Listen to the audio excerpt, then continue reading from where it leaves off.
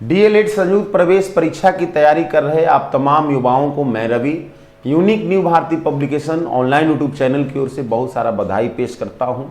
साथ ही आप लोग को सीधा अंग्रेजी भाषा के सवालों पे ले चलेंगे, अंग्रेजी भाषा के सवालों से मुखातिब कराएंगे। जैसा कि आप लोगों को विदित है 150 क्वेश्चन में आउट ऑफ 150 क्वेश्चन में 25 क्वेश्चन इंग्लिश लैंग्वेज से आपका प्रश्न इस प्रवेश परीक्षा में पूछा जाता है, जिसकी मानक जिसका स्टैंडर्ड आपके 9वें 10वें क्लास के होते हैं। इस परीक्षा में वर्ड से संबंधित, इंग्लिश वर्ड से संबंधित, इंग्लिश ग्रामर से संबंधित और कंप्रीहेंशन जिसको आप पैसेज बोलते हैं, रीडिंग सेक्शन से संबंधित, ये तीनों परिपाटियों से सवाल पूछी जाती है। तो आइए बिना समय गंवाए हुए आपको ले चलेंगे। आप लोग प्रैक्टिस किए होंगे ऐसी आशा है। तो आज हम लोग इंग्लिश का मॉडल प्रैक्टिस सेट नंबर 7 का काम करने जा रहे हैं डियर। देखिए सबसे पहले हम लोगों को एक पैसेज मिल रहा है। क्या है? एक पैसेज है। पैसेज का मतलब होता है गद्यांश, इसी को कंप्रीहेंशन भी बोलते हैं। तो आइए चलते हैं, देखते हैं कंप्रीहेंशन में क्या है, किन चीज़ों की बात हो रही है, किन चीज़ों का चर्चा किया जा रहा है। देखिए one of the major problems of adult education, वयस्क शिक्षा की जो एक सबसे बड़ी जो समस्या है, बड़े समस्याओं में जो एक सबसे बड़ी समस्या है वयस्क शिक्षा से संबंधित, is the पॉसिटी of time with adults. Adults के साथ, वयस्कों के साथ समय का अभाव होना। पॉसिटी का मतलब होता है माय डियर कमी होना, अभाव होना ऑफ टाइम विथ एडल्ट्स। आज वयस्कों के पास समय का अभाव है, जिसके कारण जो है हमारा एडल्ट एजुकेशन बहुत पिछड़ रहा है। आगे चलते हैं। Their own pursuits will not allow them time to do this type of work. उनकी अपनी जो परस्यूट्स है, जो चाहत है, उनको अलाउ नहीं करेगा वयस्क लोगों को to do this type of work, इस प्रकार के काम करने के लिए। करा कि इफ एट ऑल, यदि थोड़ा भी दे फाइंड टाइम, यदि थोड़ा भी वयस्कों को समय मिलेगा, it is never the appointed time, तो वो उनके लिए अपॉइंट किया हुआ समय नहीं हुआ रहेगा, दिया हुआ समय नहीं रहेगा। अर्थात वो अपने शिक्षा पे नहीं लगा करके उस समय को दूसरे जगह लगा लेंगे। The only solution to the problem is the, कह रहा है कि ये जो समस्या है, ये जो मेजर प्रॉब्लम है, इस प्रॉब्लम को सॉल्व करने का इसका एक ही सोल्यूशन है, opening of libraries in the villages and towns equipped with books and periodicals useful for adults.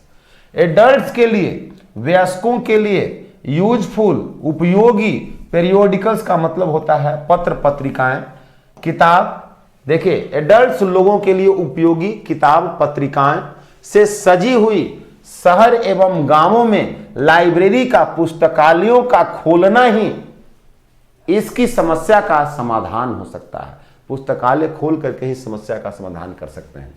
Teacher में also be appointed who will make these libraries and library books more attractive and useful for them. शिक्षक भी नियुक्त की जानी चाहिए libraries में, जहां पे वो शिक्षक उन लाइब्रेरीज को, पुस्तकालयों को अच्छे अच्छे किताबों से सजाएं, संवारे, एंड मोर अट्रैक्टिव, अच्छे अच्छे किताब, यूजफुल किताब फॉर देम, किनके लिए? वयस्क लोगों के लिए। एडल्ट्स में step in these libraries and when they find time and दस कैरी ऑन देयर स्टडीज। कह रहा है कि जब एडल्ट्स लोग, वयस्क लोग जब अपने आप को लाइब्रेरी में इन्वॉल्व करेंगे, पुस्तकालय में इन्वॉल्व करेंगे, and when they find time, और जब उन्हें समय हासिल होगा, दस कैरी ऑन देयर स्टडीज, तो वे लोग इन तमाम चीज को हासिल करने के बाद अपने स्टडीज को क्या करेंगे? कैरी ऑन करेंगे, जारी करेंगे, आगे बढ़ाएंगे। ऐसे स्थिति में these libraries can serve as good meeting places. ये तमाम जो लाइब्रेरीज हैं उनको एक सही जगह पे 2, 3, 4 लोगों के साथ मिलने, बैठने, बोलने, समझने का मौका मिलेगा। फॉर एडल्ट्स, किनके लिए? वो सारे युवाओं के लिए, एडल्ट्स के लिए।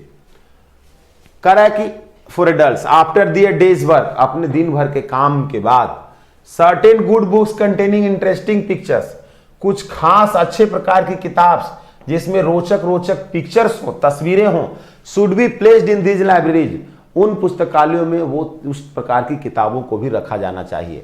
जर्नल्स, पत्रिकाएं रखी जानी चाहिए। न्यूज़पेपर्स, पोस्टर्स में भी गुड सप्लीमेंट, ये सब सभी एडल्ट एजुकेशन का अच्छा सप्लीमेंट हो जाएगा। Life size portrait of great man, बड़े बड़े लोगों का, बड़े बड़े महापुरुषों की लाइफ साइज पोर्ट्रेट, उनका जीवन चक्र का जीवन की बड़ी बड़ी जो है से पोर्ट्रेट का मतलब होता है उनकी जो है सो आदमकद प्रतिमा वाली जो है से छाया चित्र एंड वेरियस मैप्स, और बहुत सारा मैप्स होनी चाहिए, should be hang on the walls of the library, जो लाइब्रेरी के वॉल्स पे दीवालों पे टंगी हुई होनी चाहिए। इससे क्या होगा, टू क्रिएट, यह उत्पन्न करेगा an absorbing and encouraging atmosphere for the reader. उस लाइब्रेरी में बैठकर पढ़ने वाले जो रीडर होंगे, पाठक होंगे, उनके लिए एक अच्छा और इनकरेजिंग, प्रोत्साहजनक एटमोस्फियर तैयार करेगा, वातावरण तैयार करेगा।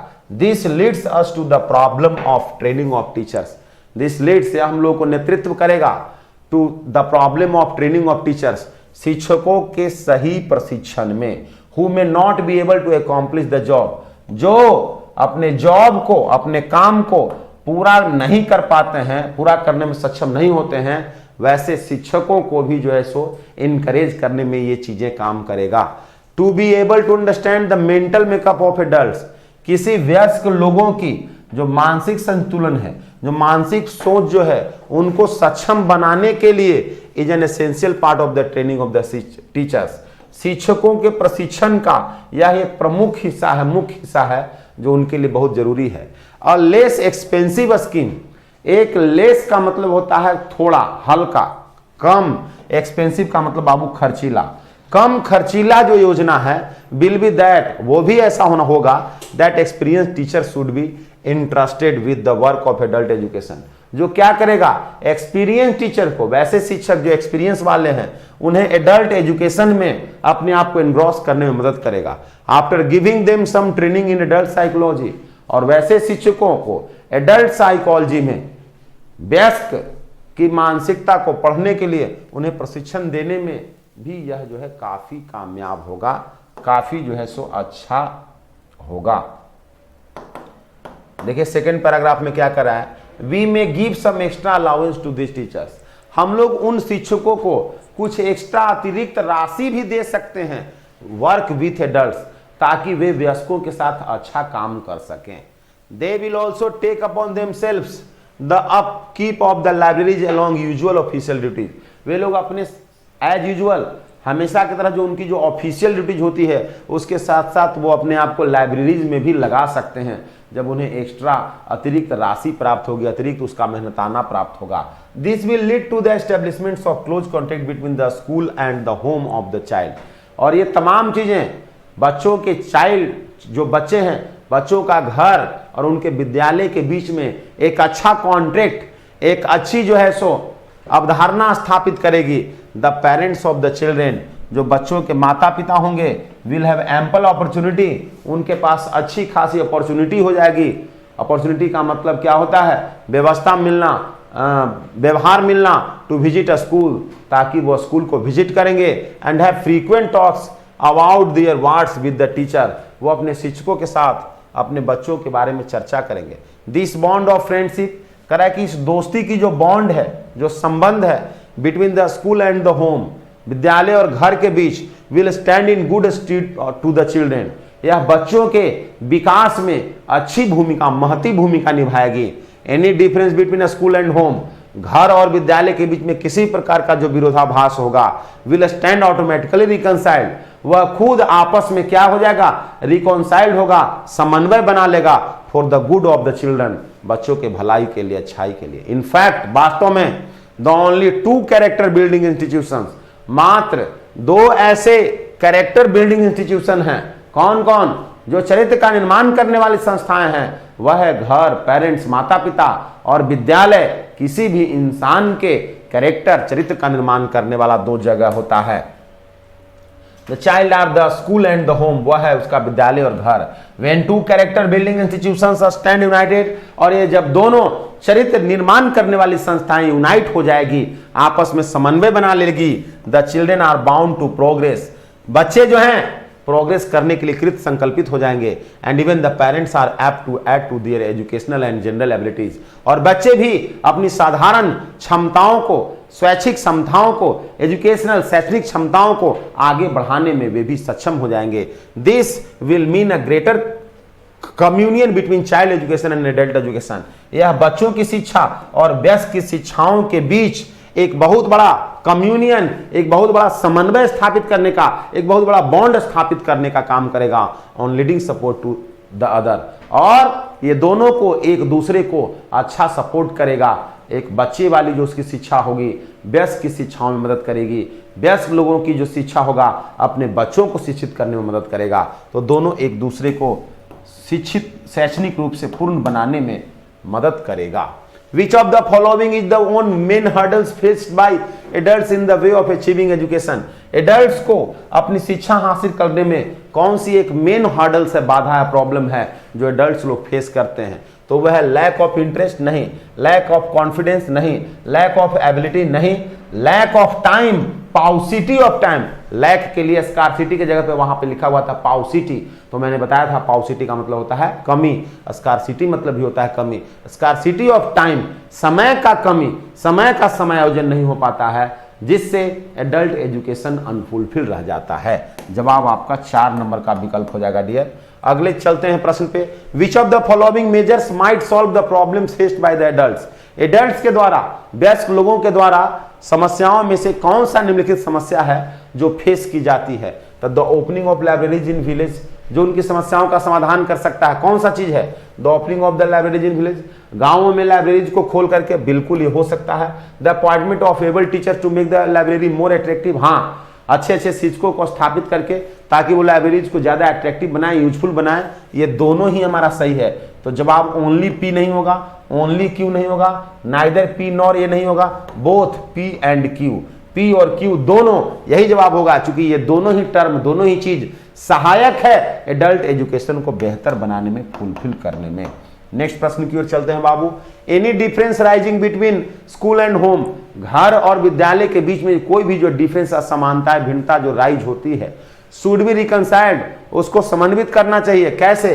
The betterment of family, family के बेटरमेंट के लिए, the betterment of family and teacher both, the betterment of the children, the upliftment of society, the betterment of the children, बच्चों की अच्छाई के लिए, बच्चों के भलाई के लिए, ये दोनों को आपस में यूनिफाइड होना होगा, समन्वित होना होगा।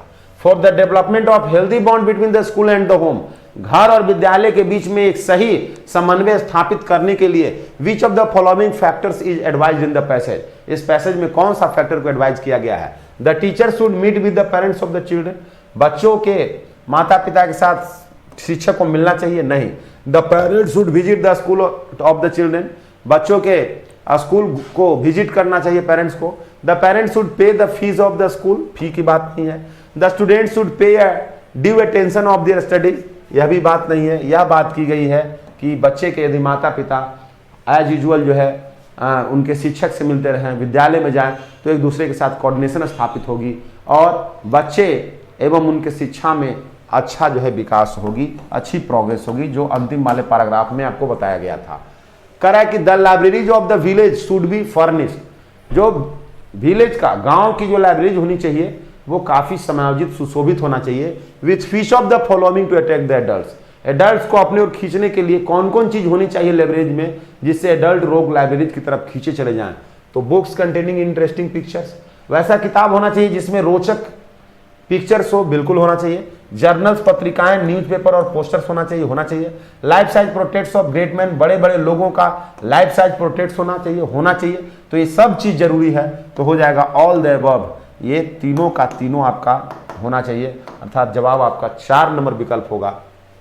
अब चलिए नेक्स्ट प्रश्न जो है बाबू, एक आपका फ्रेज दिया हुआ है, आइडियम्स दिया हुआ है, मुहावरा दिया हुआ है। To bite off more than one can chew, जरूरत से ज्यादा अपने माथे पे बोझ ले लेना, अपनी क्षमता से ज्यादा उठा लेना, इसका अर्थ होता है। अब इसके लिए एक आपको ऑप्शन चुनना है। To grab a share more than what is rightful theirs, अपना ज्यादा हिस्सा ले लेना, नहीं। A greedy person will always suffer, यह भी नहीं होगा, लालची व्यक्ति हमेशा भोगता है, नहीं। A task which has unexpectedly become very difficult, वैसा काम जो बहुत डिफिकल्ट हो जाए, नहीं। To take on a commitment that one can not fulfil, ऐसा कमिटमेंट कर लेना, ऐसी चीजें अपने माथे उठा लेना that one can not fulfil, जिसे वह व्यक्ति पूरा नहीं कर सकता है। अपनी क्षमता से ज्यादा बोल देना, ज्यादा ले लेना, उसी को बोलते हैं to bite off more than one can chew. मतलब अपने ऊपर, अपने सफिशियंसी से, अपनी इफिशियंसी से, अपनी क्षमता से ज्यादा ले लेना, उसी को बोलते हैं to take off more than one can chew. तो इसका जवाब आपका 1 नंबर विकल्प ए विकल्प होगा, सही जवाब 1 नंबर होगा। पॉम्पस का मतलब होता है बाबू आडंबरपूर्ण, तड़क भड़क वाला, सजीला, चटकीला। मॉडर्न मीन्स होता है नया, ये उल्टा नहीं होगा बाबू। टर्जिड, टर्जिड का मतलब भी होता है भड़कीला, चटकीला, तो ये तो आपका सिनोनिम्स हो जाएगा, ये नहीं होगा। वेन, वेन का मतलब होता है बेकार, बिना मतलबी चीज, तो यह भी नहीं होगा। पॉम्पस मीन्स होता है आडंबरपूर्ण, चटकीला, भड़कीला, इसका उल्टा उल्टा होगा बाबू, बिल्कुल सभ्य, सौम्य, साफ सुथरा, तो जवाब आंसर आपका हो जाएगा मॉडेस्ट नंबर। ठीक इसका विपरीत शब्द हो जाएगा, उल्टा शब्द हो जाएगा। नेक्स्ट प्रश्न है डियर, क्लैस्प। क्लैस्प का मतलब क्या होता है? CLASP, clasp, CLASP, clasp. Clasp का मतलब होता है अपने हाथ में ले लेना, अपने शंगुल में कर लेना, अपने पकड़ में कर लेना, अपने ग्रिप में कर लेना। तो क्लैस्प का मतलब होता है अपने चंगुल में कर लेना, अपने हाथ में ले लेना, ग्रिप बना लेना, ये जवाब हो जाएगा। कम्यूट का मतलब होता है बाबू पैदल चलना, ये नहीं होगा। क्लीमेंसी का मतलब होता है दयाशीलता, दानशीलता, क्षमाशीलता, नहीं होगा। एक्वेटल का मतलब होता है किसी दोष से, किसी मिस्टेक से मुक्ति कर देना, फ्री कर देना, किसी भी दोष से, आरोप से मुक्ति कर देना। एक्विट जिसको बोलते हैं उसी का बना हुआ है एक्विटल। तो ये तीनों ऑप्शन आपका कैंसिल हो जाएगा। क्लैस्प का मतलब होता है किसी चीज पे अपना ग्रिप बना लेना, पकड़ बना लेना, अपने ग्रिप में ले लेना, अपने क्लच में ले लेना, तो इसके लिए हो जाएगा आपका वर्ड ग्रिप सही सुटेबल आंसर हो जाएगा। To bite the bullet, to bite the bullet का मतलब होता है बाबू महत्वपूर्ण और बहुत जो है से कठिन काम करना, जिसे करने में दूसरे लोग हिचकिचा रहे हैं, वैसे हिचकिचाहट भरे कामों को करने में लग जाना। To do something difficult to one has been hesitating over, वह व्यक्ति जो उस किसी काम को करने में हेजिटेट कर रहा हो, उस काम में लग जाना, उसके लिए to bite the bullet idioms का प्रयोग होता है। कठिन काम में करने में के लिए तैयार हो जाना। अब देखिए, विच of the following question out of the 4 alternative select the alternative which is the best suitable of the phrase. ये फ्रेज है यहाँ, टू शट अ डोर, एक डोर के एक दरवाजे को बंद करना, विंडो या खिड़की को बंद करना, और लीड या खिड़की के किसी एक पट को बंद करना, फोर्सफुली जोर से, ताकत के साथ, एंड लाउडली और जिसमें आवाज निकलता हो।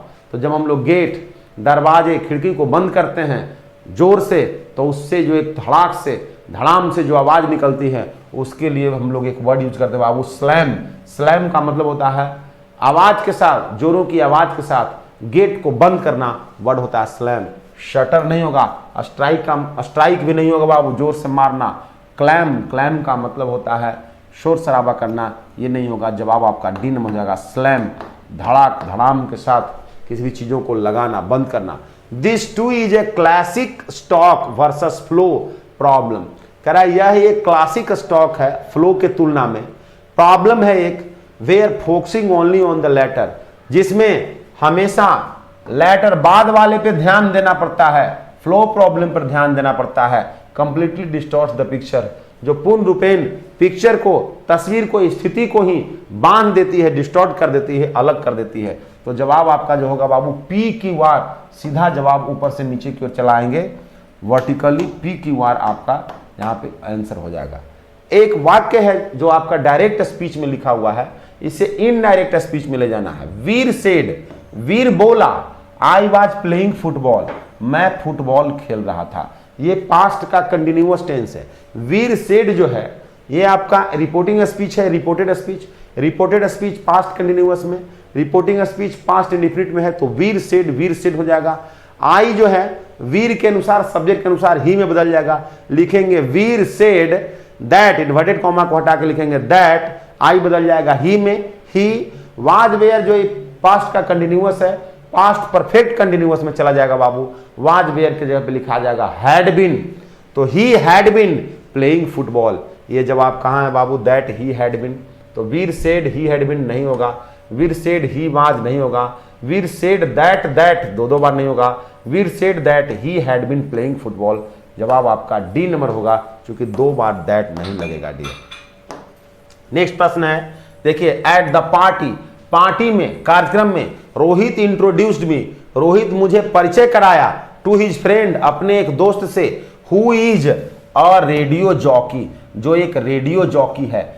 चूंकि एक ही व्यक्ति से, एक ही दोस्त से वो हमने संपर्क कराया है, और रेडियो जॉकी जो है एक काम है, एक प्रोफेशन है, इसके पहले ए एन का प्रयोग करना होगा। तो who is a radio jockey, C number part में आपको एरर्स है, सी में ही सुधार करना होगा। क्या सुधार होगा? रेडियो जॉकी के पहले ए होगा, मतलब रेडियो में जो एंकर होता है, रेडियो में जो बोलने वाला होता है, उसको रेडियो जॉकी बोलते हैं। रेडियो चैनल्स को जो एंटरटेन करता है उनके श्रोताओं से, लिसनर से, उसको रेडियो जॉकी बोलते हैं। एक्सपेक्टेंट मदर्स, जो गर्भवती महिलाएं होती हैं, are more to lung damage due to smoking. Smoking करने से उनके लंग्स को डेंजर होने का, लंग्स को डैमेज होने का ज्यादा खतरा होता है, ज्यादा जो है पॉसिबिलिटी होती है। तो expectant mothers are more vulnerable, वो ज्यादा कमजोर होते हैं, लंग्स डैमेज करने का उन पे जो है ज्यादा समस्या बनी हुई होती है ड्यू टू स्मोकिंग, स्मोकिंग के कारण। जवाब आपका 1 नंबर हो जाएगा बाबू। 1 नंबर वर्ड जो है सबसे सटीक वर्ड होगा। साराज फादर डैड, सारा के पिताजी डैड कर गए of heart attack, heart attack से, at a very young age, बहुत कम एज में मर गए। तो यहाँ पे कहीं कोई एरर्स नहीं बाबू, कोई गलती नहीं है। इस बार बिल्कुल वाक्य हमारा कंप्लीट है। ऐसी स्थिति में जवाब होगा नो एरर, कोई गलती नहीं है मतलब इस वाक्य में, तब जवाब आपका चला जाएगा D number, no error. Next प्रश्न की ओर चलते हैं। Something which gets broken easily, वैसा कोई भी चीज जो बहुत जल्द ही टूट फूट जाता है उसको बोलते हैं भंगुर। तो भंगुर के लिए वर्ड जो यूज होता है बाबू फ्रेजाइल, फ्रेजाइल का मतलब होता है भंगुर। सॉफ्ट मीन्स होता है मुलायम, ये नहीं होगा। वीक मीन्स कमजोर नहीं होगा। फीबल मीन्स भी होता है बाबू जीर्ण शीर्ण, दुबला पतला कमजोर, तो ये नहीं होगा। जो बहुत जल्दी टूट फूट जाता है उसके लिए बोलते हैं भंगुर, फ्रेजाइल। शीशे वाले सामान पे लिखा हुआ रहता है fragile item, fragile thing.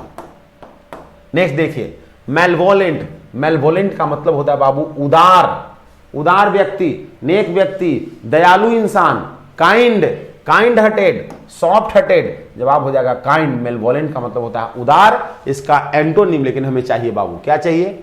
Antonym चाहिए। एंटोनिम का मतलब क्या होता है? एंटोनिम मीन्स उल्टा शब्द चाहिए, उल्टा शब्द। तो उल्टा शब्द यहाँ पे क्या होगा? अब देखिए उल्टा शब्द बताना है। पॉजिटिव, सकारात्मक नहीं होगा। ऐसे स्थिति में आपका क्या हो जाएगा? पॉजिटिव नहीं होगा, वेल मैनर्ड भी नहीं होगा। अब क्रूएल होगा या काइंड होगा बताइए? तो यहाँ उल्टा जो है हो जाएगा बाबू आपका मेलवोलेंट, क्रूएल हो जाएगा, निर्दय। दयालु का उल्टा हो जाएगा निर्दय। नेक्स्ट देखिए, नेक्स्ट प्रश्न है dinosaurs are an species now. अब जो है आज के जमाने में डायनासोर्स जो है एक ऐसा स्पेसीज है। तो कैसा स्पेसीज है?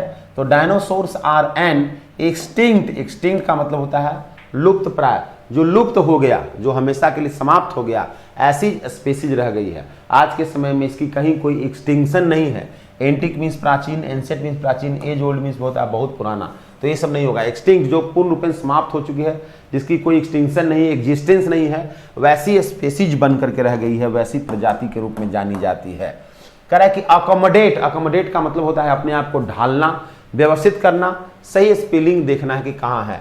ACCO होगा, ACO नहीं होगा, ACC होगा, ACCO नहीं होगा बाबू, MMO होगा। अतः 1 नंबर हमारा जवाब बन गया, वो है डी। एक ही ऑप्शन बच गया, ACCO अकोमोडेट का मतलब होता है व्यवस्थित करना, अपने आप को ढालना, सेटल करना। नोमैडिक का मतलब होता है बाबू खाना बदोश, यायावरी, घुमंतु, जो हमेशा घूम घूम करके अपना जीवन यापन करता है उसको बोलते हैं यायावर, घुमंतु, नोमैडिक, खाना बदोश। इसके लिए सिनोनिम क्या होगा? तो ब्रेव मीन्स बहादुर नहीं होगा, बारबेरिक मीन्स असभ्य, वाइल्ड मीन्स जंगली, बारबेरी मीन्स अशिक्षित असभ्य। यहाँ होगा रोबिंग, रोबिंग का मतलब होगा बाबू घुमंतु, जो हमेशा घूमते रहता है उसको बोलते हैं रोबिंग। जवाब आपका डी नंबर ऑप्शन होगा। नेक्स्ट प्रश्न कह रहा है doctor Rana is our teacher of English. Doctor Rana जो है हमारे अंग्रेजी के शिक्षक हैं। सिंस दिस सेमेस्टर, इस सेमेस्टर के लिए, ये जो सेमेस्टर है 6 महीने के लिए, साल भर के लिए, इस ड्यूरेशन के लिए, इस अवधि के लिए, इस काम के लिए हमारे अंग्रेजी के शिक्षक मिस्टर राणा है। तो सिंस नहीं है, यह कोई समय को इंगित नहीं करना है, किसी काम का उद्देश्य दिखाना है। उद्देश्य दिखाने के लिए सिंस के जगह पे 4 प्रीपोजिशन लिखना होगा। Doctor Rana is our teacher of English. Doctor Rana हमारे अंग्रेजी के शिक्षक हैं। फॉर दिस सेमेस्टर, इस सेमेस्टर के लिए, इस सेमेस्टर को पूरा करवाने के उद्देश्य के लिए, तो सिंस की जगह पे फॉर लिखना होगा बाबू। We must visit this ancient temple, हम लोग को इस प्राचीन मंदिर को की दौरा अवश्य करनी चाहिए। विच आर 100 ईयर्स, जो 100 साल पुरानी है। विच आर नहीं होगा बाबू, विच इज होगा, चूंकि एक ही मंदिर, दिस एंशियंट टेम्पल, इस पुरानी मंदिर, एक ही मंदिर की बात है, तो दिस टेम्पल विच इज होगा, और ईयर्स के जगह पे ईयर होगा बाबू, एस को हटाना होगा। तो ऐसे स्थिति में हमारा दो जवाब बन जा रहा है, बी और डी दोनों। तो ऐसे स्थिति में जो मूल जो आपका दोष है, क्योंकि एक टेम्पल की बात कह रहा है, तो आर नहीं इज होगा, आर के जगह पे इज लगाना होगा। ये मिस रीडिंग हो गया है, इसको ईयर मान के ही चलना है। बी नंबर को जवाब नहीं मानेंगे, डी नंबर को जवाब मानेंगे। लेटेंट का मतलब होता है बाबू गुप्त, छिपा हुआ, हिडन। तो गुप्त का उल्टा क्या होगा? स्पष्ट, जो साफ सुथरा हो, सामने हो, उसको बोलते हैं ऑब्वियस। आर्टिफिशियल का मतलब होता है कृत्रिम, हिडन मीन्स छुपा हुआ, फॉरबिडिंग मीन्स मना किया हुआ, मना किया जाने वाला। तो लेटेंट मीन्स गुप्त, इसका उल्टा हो जाएगा ऑब्वियस, बिल्कुल स्पष्ट, साफ सुथरा। The baby bird was by it's mother, baby bird को, पक्षी की बच्चों को उसके मां के द्वारा क्या कर दिया गया? छोड़ दिया गया, उसे अकेला छोड़ दिया, उसको अपने ऊपर अब खड़ा होने के लिए। तो अबेंडन, अबेंडन का मतलब होता है छोड़ देना, उस घोंसला को, उस जगह को छोड़ करके हट जाना।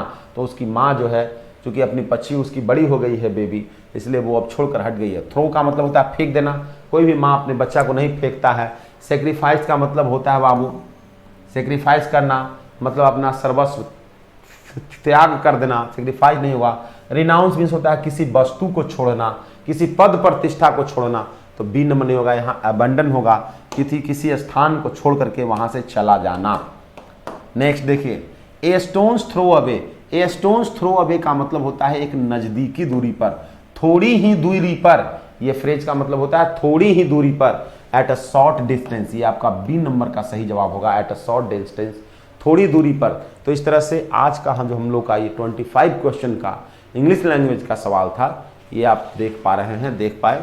वीडियोस से यदि आपको कुछ समझ स्थापित हुई है, सीखने को मिली है, वीडियोस को जरूर लाइक करेंगे, अपने दोस्तों तक पहुंचाना नहीं भूलेंगे।